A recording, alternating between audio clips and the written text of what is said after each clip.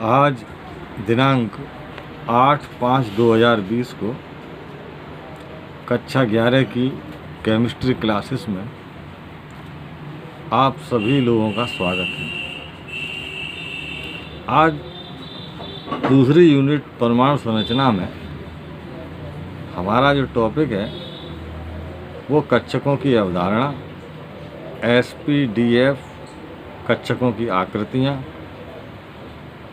और क्वांटम संख्याओं को समझना है। सबसे पहले परमाणु ऑर्बिटल या कक्षकों की अवधारणा यानी इनका कॉन्सेप्ट क्या है।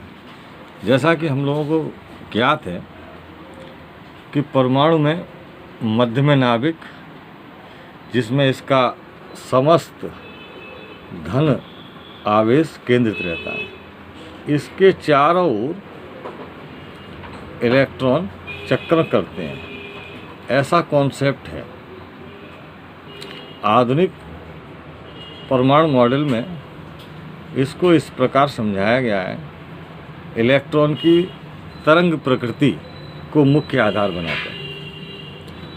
श्रोडिंगर ने आधुनिक परमाणु मॉडल दिया था तो उसका आधार इलेक्ट्रॉन की तरंग प्रकृति थी। तो अब परमाणु कक्षकों की अवधारणा क्या है। नाभिक के चारों ओर हर क्षेत्र में इलेक्ट्रॉन नहीं रहते हैं। इलेक्ट्रॉन रहने की संभावना जिस क्षेत्र में अधिकतम होती है, यानी हर कक्षा में इलेक्ट्रॉन हो ये जरूरी नहीं है, लेकिन जिस कक्षा में इलेक्ट्रॉन होने की संभावना सर्वाधिक हो उसे हम लोगों ने कक्षक के रूप में आइडेंटिफाई किया। कॉन्सेप्ट जो है वो ये है कि नाभिक के चारों ओर का वह क्षेत्र जिसमें इलेक्ट्रॉन मिलने की संभावना सर्वाधिक होती है वो परमाणु कक्षक कहलाता है। तो पहली चीज़ तो ये कि सर्वाधिक संभावना वाला क्षेत्र, सर्वाधिक संभावना वाला क्षेत्र, ये इसकी पहली चीज़ हुई। दूसरी बात तो ये क्या बन जाता है, कक्षक या ऑर्बिटल इसको कहते हैं। अब एक कक्षक में 2 इलेक्ट्रॉन हो सकते हैं। 2 इलेक्ट्रॉन हो सकते हैं, इसका मतलब क्या है कि एक क्लॉकवाइज और एक एंटी क्लॉकवाइज, दक्षिणावर्त और वामावर्त। अब ये कक्षक कहाँ पर स्थित है, ये पहला पॉइंट था इसका कॉन्सेप्ट का। दूसरा पॉइंट कि ये कक्षक कहाँ पे स्थित है, इसको निर्दिष्ट करने के लिए 3 प्रकार की संख्याओं का उपयोग हम लोगों ने किया, जैसे मुख्य क्वांटम संख्या, मुख्य क्वांटम संख्या जिसे हम क्या कहते हैं n। दूसरी होती है हमारी दिगंशी, इसे हम क्या कहते हैं l। और तीसरी हमारी होती है चुंबकीय, इसको हम क्या कहते हैं m। इस तरह समझ लिए जैसे ये आप और आपका परिवार है, तो एक परिवार में एक मेल और एक फीमेल, 2 एक घर में एक साथ रह सकते हैं। इसी तरह से एक कक्षक में 2 इलेक्ट्रॉन जिनके चक्रण उल्टे हैं वो एक साथ रह सकते हैं। अब आपका एड्रेस अगर हमें पता करना है तो हमें सबसे पहले ये मालूम होना चाहिए कि आपका प्रदेश कौन सा है।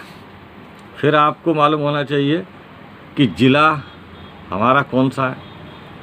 इसके बाद आपको मालूम होना चाहिए कि हमारी तहसील कौन सी है। इसके बाद उस तहसील में भी आपका मोहल्ला कौन सा है ये बताने के लिए हमारे पास चक्रण क्वांटम संख्या भी होती है। तो तहसील और मोहल्ला, तो इस प्रकार आपका एड्रेस क्लियर होता है। इसी प्रकार ये कक्षक कहाँ स्थित है इसको निर्दिष्ट करने के लिए हम मुख्य क्वांटम संख्या, दिगंशी क्वांटम संख्या, चुंबकीय क्वांटम संख्या का उपयोग करते हैं। ये इसका दूसरा पॉइंट था कॉन्सेप्ट का। समझ रहे होंगे आप कि पहले तो कक्षक कहाँ, जहाँ इलेक्ट्रॉन मिलने की संभावना सर्वाधिक। अब वो कक्षक कहाँ स्थित है इसको बताने के लिए हमें 3 प्रकार की क्वांटम संख्याओं का हम प्रयोग करते हैं, जैसे जिला, प्रदेश और मोहल्ला तहसील बताने के लिए करते हैं अपने एड्रेस में। अगला बिंदु जो है मुख्य इस कॉन्सेप्ट में वो ये है कि ये क्वांटम संख्याएं क्या क्या बताती हैं। तो अगर केमिस्ट्री की भाषा में करें तो मुख्य क्वांटम संख्या हमें ऊर्जा का संकेत देती है, और दिगंती क्वांटम संख्या हमें कक्षक की आकृति के बारे में बताती है, और चुंबकीय क्वांटम संख्या हमें बताती है कि आखिरकार इसका दिशा विन्यास क्या है।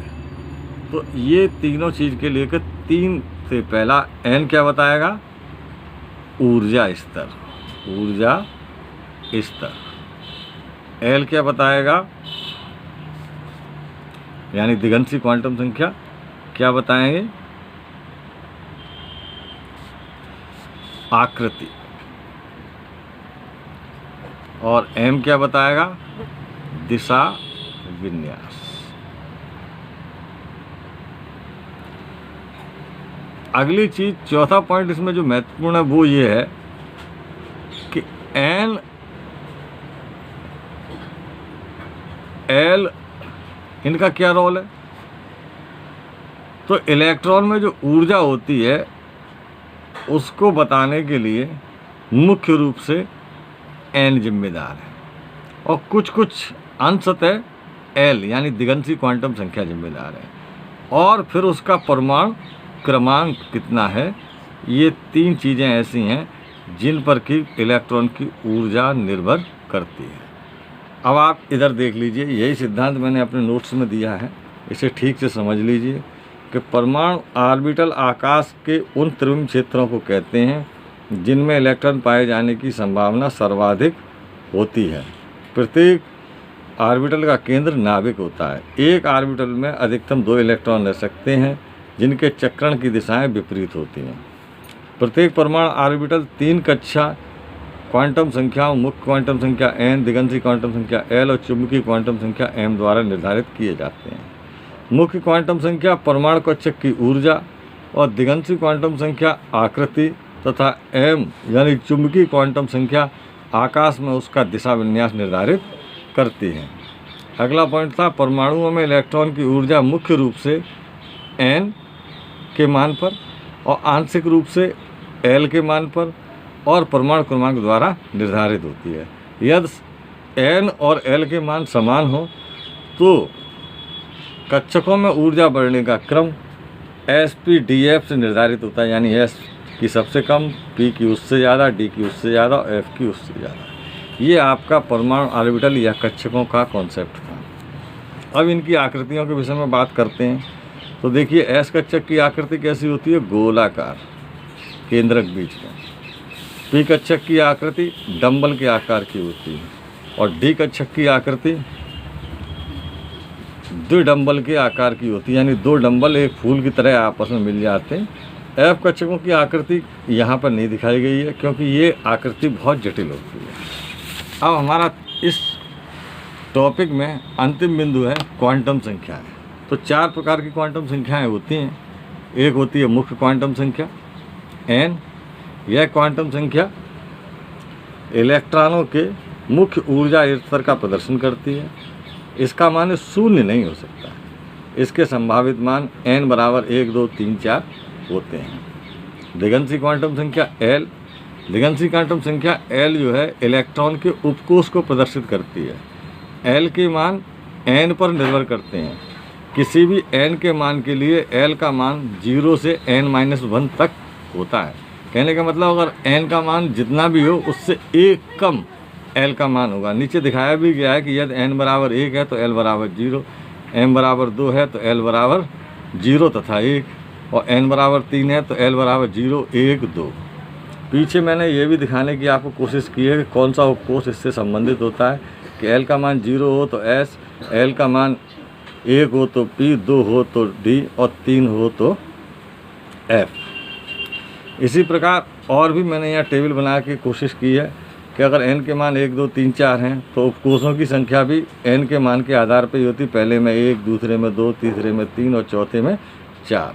और उपकोषों को किस प्रकार प्रतीक के रूप में लिखा जाएगा, पहले में 1s तो दूसरे में 2 लगा के 2s और 2p, क्योंकि 2 उपकोष होंगे और तीसरे में 3s 3p 3d, क्योंकि 3 उपकोष होंगे, और चौथे में 4 उपकोष होंगे, इसलिए 4 लगा दिया, 4s 4p 4d 4f। अगली है हमारी चुंबकीय क्वांटम संख्या। यदि उपकोषों के कक्षकों को प्रदर्शित करते हैं तो वो चुंबकीय क्वांटम संख्या का प्रयोग करते हैं, और इसका मान l पर निर्भर करता है। l के मान के लिए m के मान +l से लेकर -l तक होते हैं। जैसे l बराबर 0 के लिए तो m बराबर 0 है, लेकिन l बराबर 1 के लिए m बराबर +1 0 -1। ऐसे ही l बराबर 2 के लिए +2 +1 0 -1 -2। l बराबर 3 के लिए +3 +2 +1 0 -1 -2 -3। अगला जो हमारा है चुंबकीय क्वांटम संख्या, ये कक्षक में उनकी दिशा बताती है कि क्लॉकवाइज है कि एंटी क्लॉकवाइज। अगर क्लॉकवाइज होती है तो +1/2, और एंटी क्लॉकवाइज होती है तो -1/2। मैं इसके नोट्स इसके साथ ही वहाँ पेस्ट कर दूँगा, आपको नोट्स अलग से मिल जाएंगे। वीडियो को देखें, कई बार समझें और नोट्सों को पढ़ें और बनाएं। धन्यवाद।